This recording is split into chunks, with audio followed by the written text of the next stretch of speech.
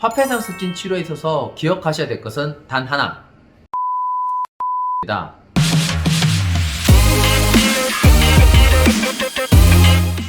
화폐상 습진은 동전 모양 피부염이라고도 불리는데요.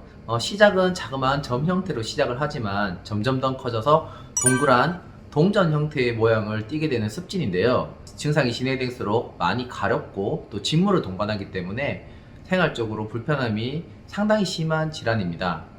화폐상 습진은 어떻게 진행되나요? 화폐상 습진은 직접 겪어보시면 상당히 괴로운 질환입니다. 원인은 가려움과 진물인데요. 특히 밤에 가려움과 진물이 심해지기 때문에 환자분들은 대부분 잠을 자기가 어렵습니다. 또 진물이 계속 나면서 피부가 찜찜하고 옷이나 침구류를 쉽게 더럽히기 때문에 도대체 어떻게 해야 될지 모르겠다고 호소하시는 환자분들이 많습니다. 화폐상 습진의 치료는 어떻게 해야 치료가 될까요?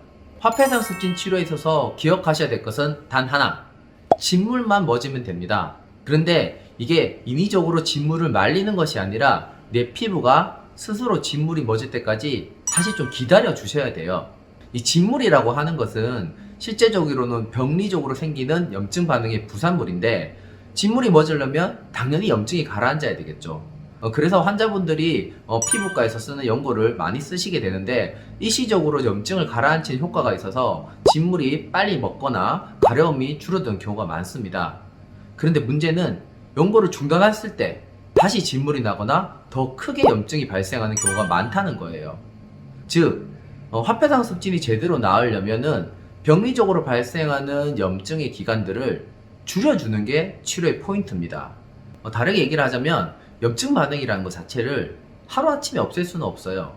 어느 정도 발생할 만큼의 염증 반응이 모두 다 끝이 나면 피부가 재생기에 들어가고 염증이 없어지는데, 그래야 진물이 먹기 시작하는 거죠. 그래서 일정한 기간의 진물기를 가질 수밖에 없습니다. 그러면 치료의 포인트는 뭐냐? 그 진물기 혹은 그 염증 반응의 기간을 최대한 줄여드는 게 바로 치료의 포인트가 되겠죠. 화폐상 습진 치료의 주의사항은 뭐가 있을까요? 주의사항은 절대로 딱지를 떼지 않는 것입니다.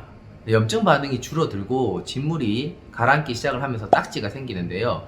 이 피부 딱지는 피부 보호막 역할을 하고 피부 아래층에서 정상적인 피부가 잘 재생될 수 있도록 도와주는 역할을 하기 때문에 딱지를 떼게 되면 다시 진물이 발생하는 경우가 흔합니다.